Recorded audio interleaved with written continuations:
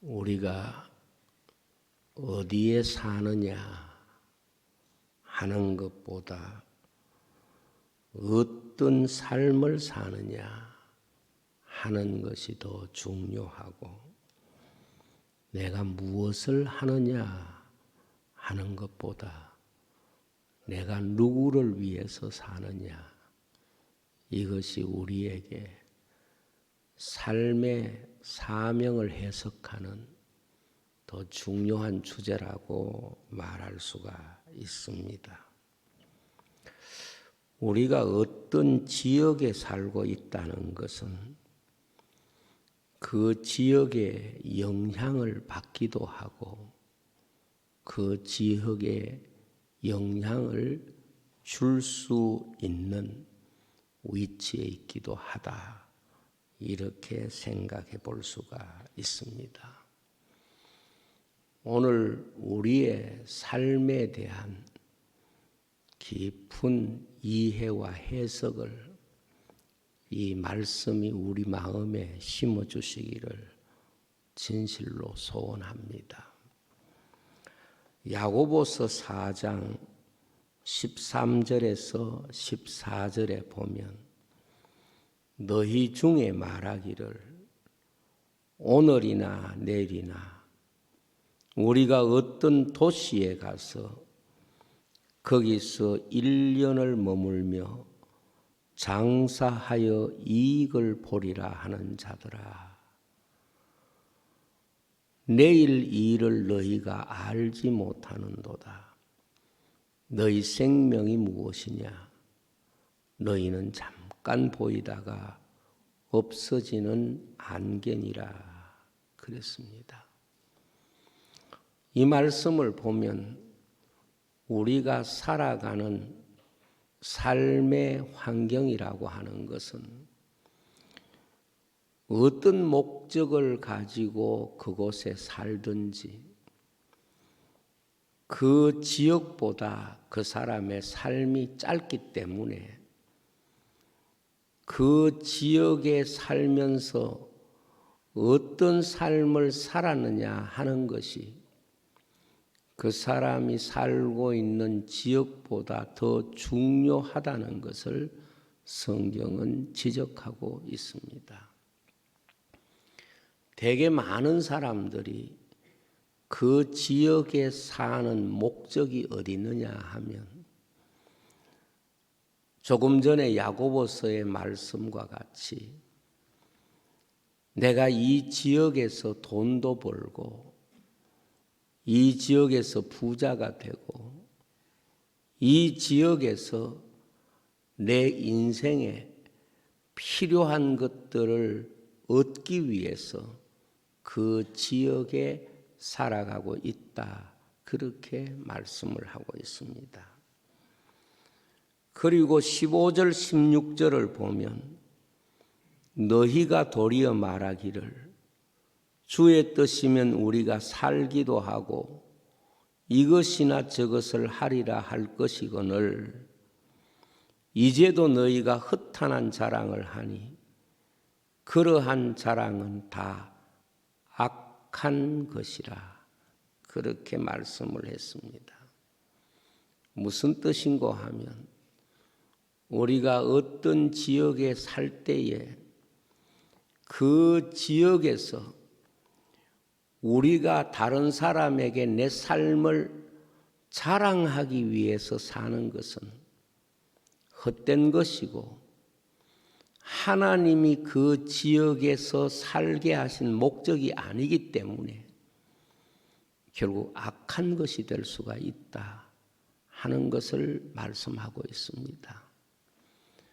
우리가 다 어떤 지역에 살 때에 우리는 그 지역에서 경제적으로든 다른 목적이든 무엇을 얻기를 원하고 그것을 통하여 이익을 보리라, 그렇게 생각하면서 그곳에 삽니다.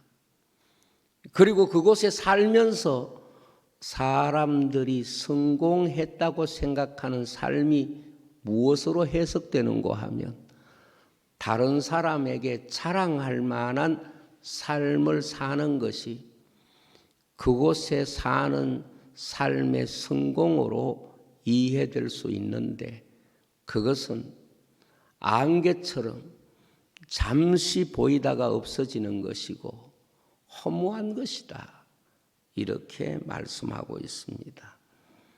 그러면서 17절 말씀에 보면, 그러므로 사람이 선을 행할 줄 알고도 행하지 아니하면 죄니라고 말씀했습니다.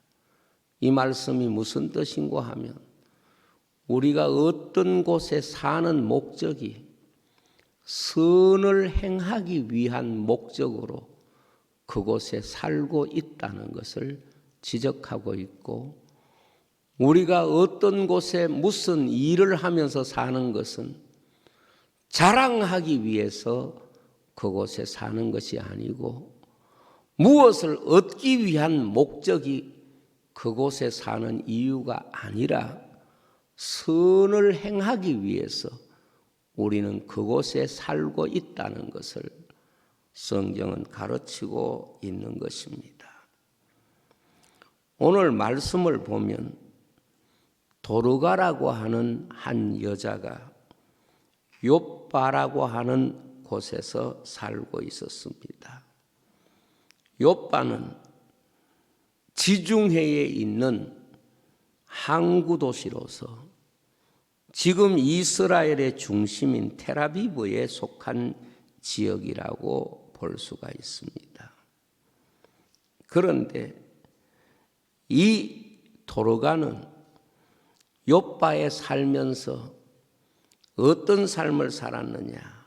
오늘 사도행전 9장 36절에 보면 욥바에 다비다라 하는 여제자가 있으니 그 이름을 번역하면 도르가라. 선행과 구제하는 일이 심히 많더니 그랬습니다. 이 사람은 그곳에 사는 목적이 선행과 구제에 있었다는 것을 성경은 우리에게 가르치고 있습니다. 사람이 그 지역에 살면서 그 지역에 사는 가장 아름다운 삶이 무엇인고 하면 바로 그 지역에서 다른 사람에게 필요한 사람이 되고, 다른 사람에게 도움이 되고, 다른 사람에게 유익이 되는 삶을 살아야 우리가 그 지역에 사는 진정한 의미와 가치를 해석하는 사람이 된다는 것을 말씀합니다. 히브리서 13장 16절에 보면 오직 선을 행함과 서로 나누어 주기를 잊지 말라. 하나님은 이 같은 제사를 기뻐하신다고 말씀을 했습니다. 도르가는 선행을 베풀면서 그 욥바라고 하는 지역에서 사람들이 대부분 도르가를 기억할 만큼 그의 선행은 많은 사람들에게 알려졌고 많은 사람들에게 행해졌던 것을 성경을 통해서 볼 수가 있습니다. 특별히 그의 선행은 세상에서 가장 삶의 불행을 겪고 있는 과부들에게 특별히 선행의 방향이 결정이 됐습니다. 그래서 그 과부들에게 겉옷과 속옷을 지어 만들어서 그들이 춥지 않도록 보살펴 주었다는 것을 우리에게 가르치고 있습니다. 렌스키라고 하는 주석을 보면 도르가는 죽었을 때에 그 지역에 있는 모든 과부들이 모여서 그가 자기들에게 지어준 겉옷과 속옷을 베드로에게 보여주면서 그의 죽음을 그토록 슬퍼하고 안타까워했다, 이렇게 주석을 했습니다. 여러분, 도로가는 그 지역에 생의 찬바람을 맞고 삶의 추위에 떨고 있는 수많은 과부들에게 옷이 되어준 사람, 바로 그 사람이 도로가였던 것입니다. 다시 말하면 남편이 없는 수많은 과부들에게 남편이 해야 될 일을 대신해 주는 그들의 삶의 추위와 아픔을 가리워주고 그리고 그 추위로부터 보호해 줄 옷과 같은 사람이 되었다. 그렇게 볼 수 있습니다. 신명기 14장 29절에 보면 너희 중에 분깃이나 기업이 없는 레위인과 내 성중에 거류하는 객과 및 과와 과부들이 와서 먹고 배부르게 하라. 그리하면 내 하나님 여호와께서 내 손으로 하는 범사에 내게 복을 주시리라. 16장 11절에 보면 너와 내 자녀와 노비와 내 성중에 있는 레위인과 및 너희 중에 있는 객과 과와 과부와 함께 내 하나님 여호와께서 자기의 이름을 두시려고 택하신 곳에서 내 하나님 여호와 앞에서 즐거워할지니라. 그렇게 말씀을 했습니다. 바꾸어 말하면 하나님의 교회가 왜 이 땅에 있느냐? 하나님의 성소가 왜 이 땅에 있느냐? 부모 없는 고아나 남편 없는 과부나 기업이 없는 그 사람들에게 따뜻한 울타리가 되고 추위에 떨지 않도록 옷이 되고 굶주려서 배고프지 않도록 그들의 양식이 되어 주어라. 이것이 바로 그 성읍에 사는 진짜 목적이라는 것을 하나님께서 이스라엘 백성들에게 말씀으로 가르쳐 주시는 것입니다.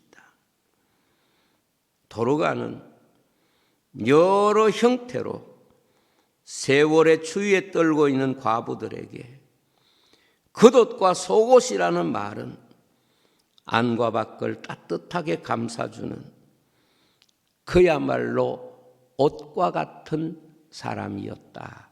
그렇게 볼 수 있습니다. 겉옷은 그들의 부끄러움을 감추어주고 그들의 여러 가지 연약함을 덮어주는 그런 역할이고 속옷은 그들의 아픔과 외로움을 달래어주는 그런 역할의 상징성을 가지고 있는 옷이라고 볼 수 있습니다.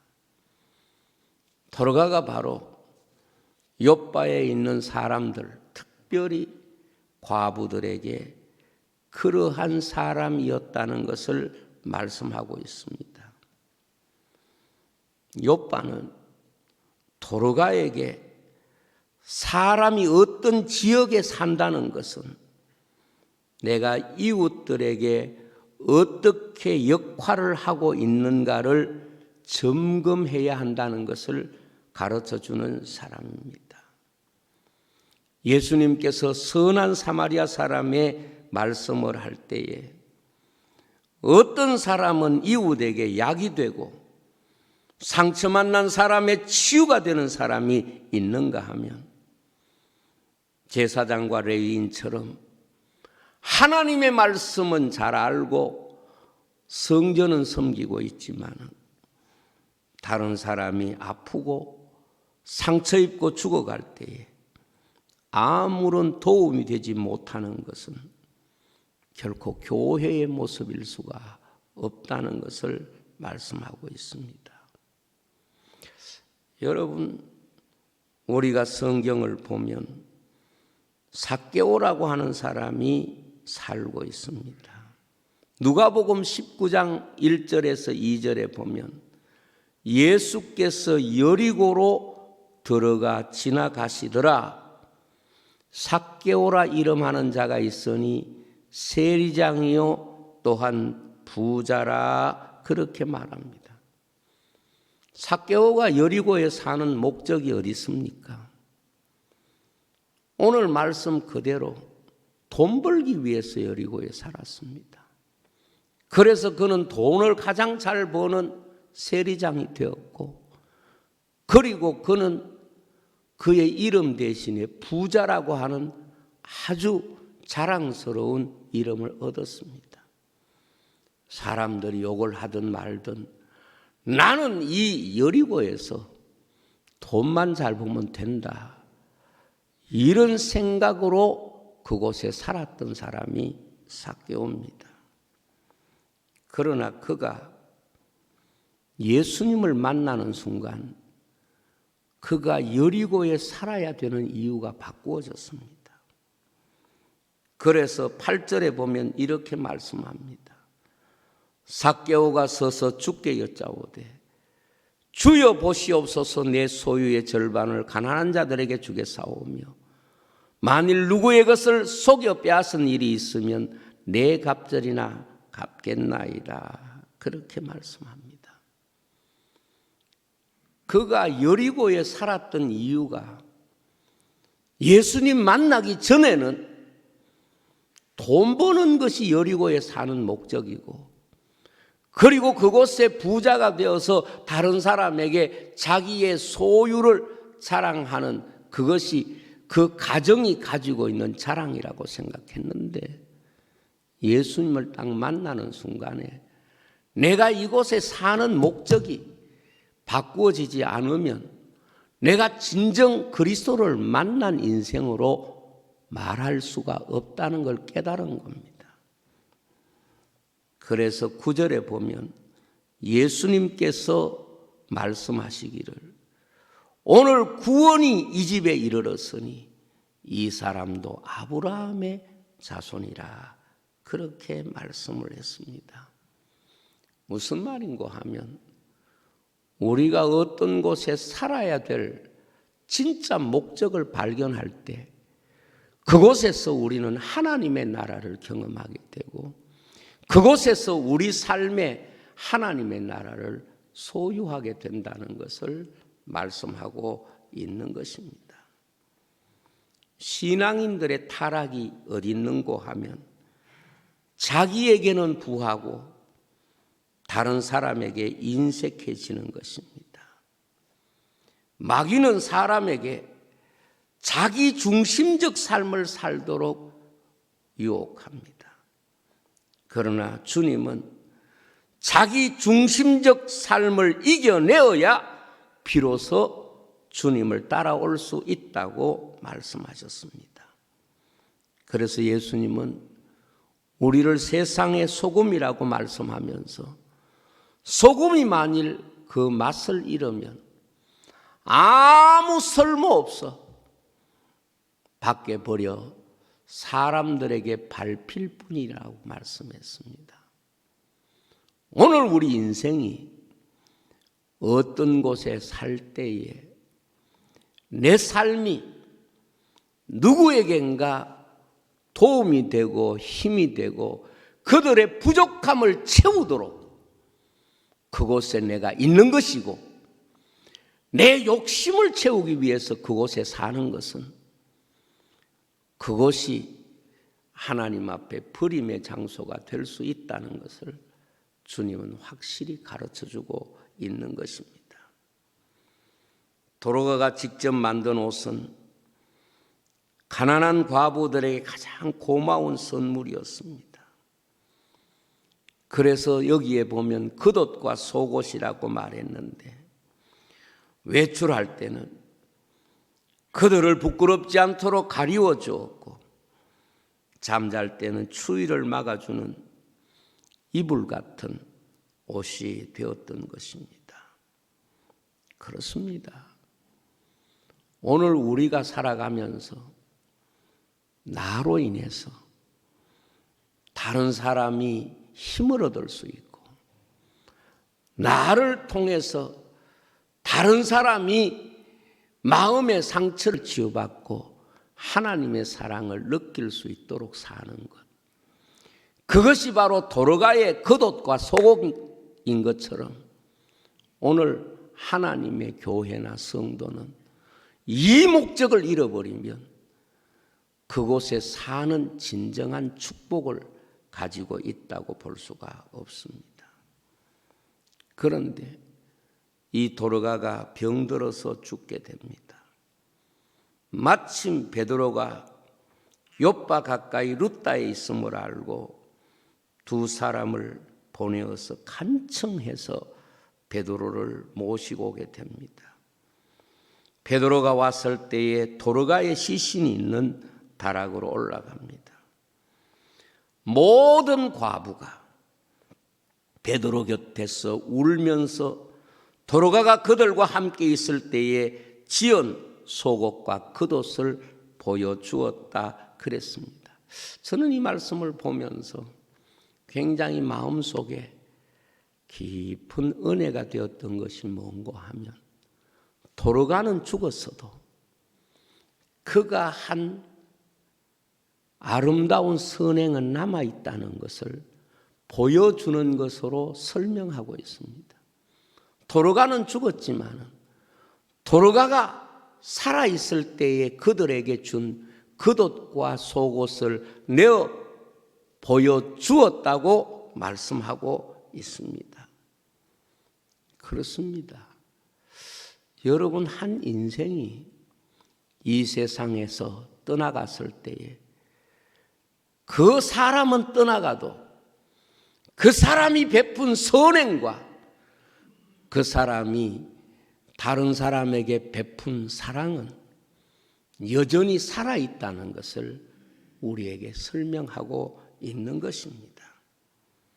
그런데 더 놀라운 것은 한 사람의 삶이 끝난 뒤 그 사람의 삶에 남아 있었던 것이 바로 그 사람을 살리는 구원 역사를 해석하고 있다고 하는 것입니다. 그래서 여기 도르가에 다시 베드로가 살린 중요한 이유가 우리가 보면 바로 이 사람이 행한 아름다운 선행이 이 사람에게 영원한 영광이 된다는 것을 가르치고 있습니다. 물론 그 뒤에 도르가가 얼마나 살았는지는 우리가 알 수가 없습니다. 그러나 이 사건을 통해서 우리가 확실히 배울 수 있는 것이 무엇인가 하면 우리가 하나님 앞에 하나님을 위하여 살고 이웃을 위하여 사는 삶은 영원히 우리에게 영광이 된다. 우리의 기업이 된다.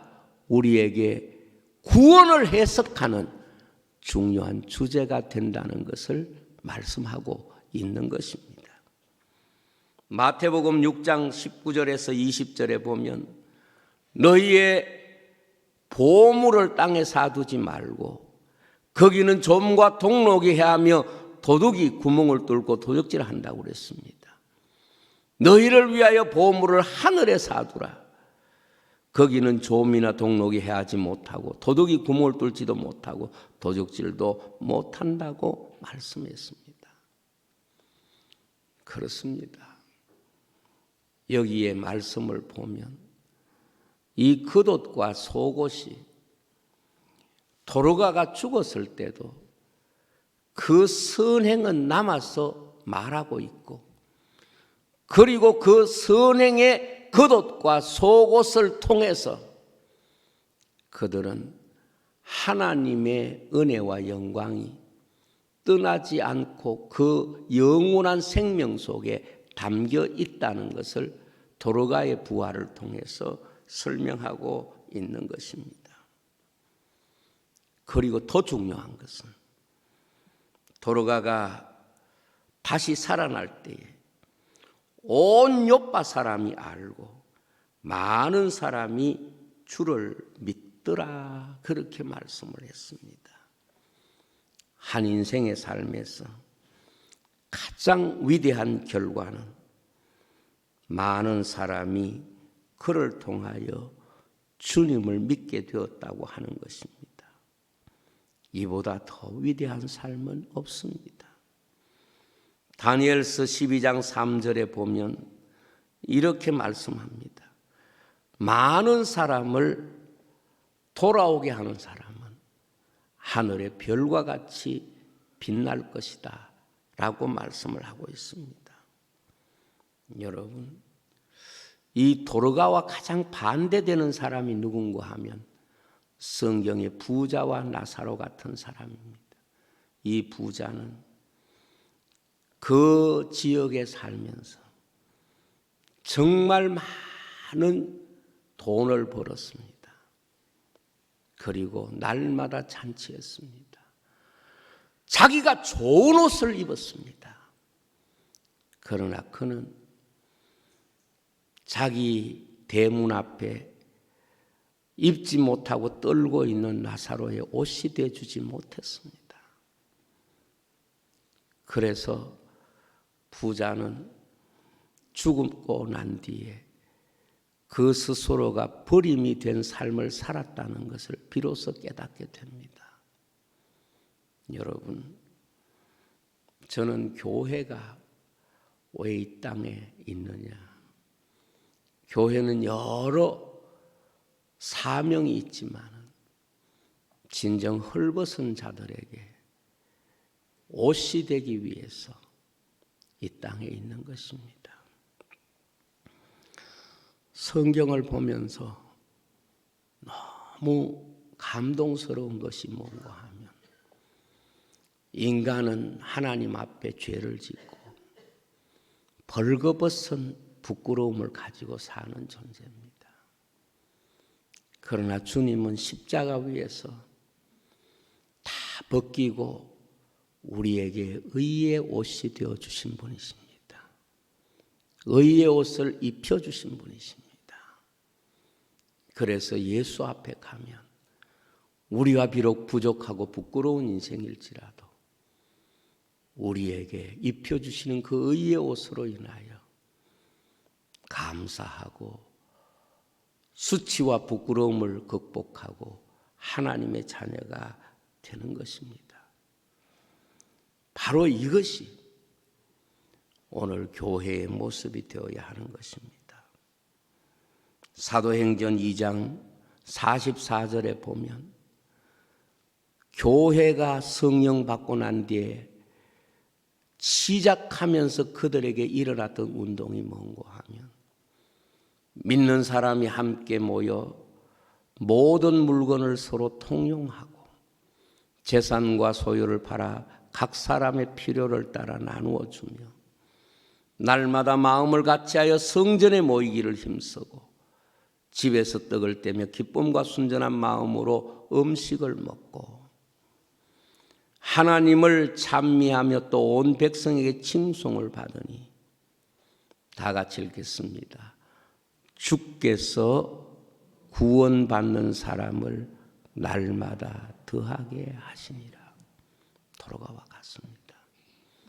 우리가 이 땅에 다른 사람에게 옷이 되어주고 치유가 되어주고 양식이 되어질 때에 그것을 통하여 많은 사람이 죽게 돌아오는 도로가의 역사가 모든 세대 속에 일어나고 있다는 것을 기억해야 합니다. 어떤 글에 보니까 이런 이야기가 있습니다. 그게 뭔가 하면 전도가 안 된다는 것은 그 시대의 교회가 스스로를 위하여 살고 누군가를 돕지 않기 때문이다. 그런 이야기입니다.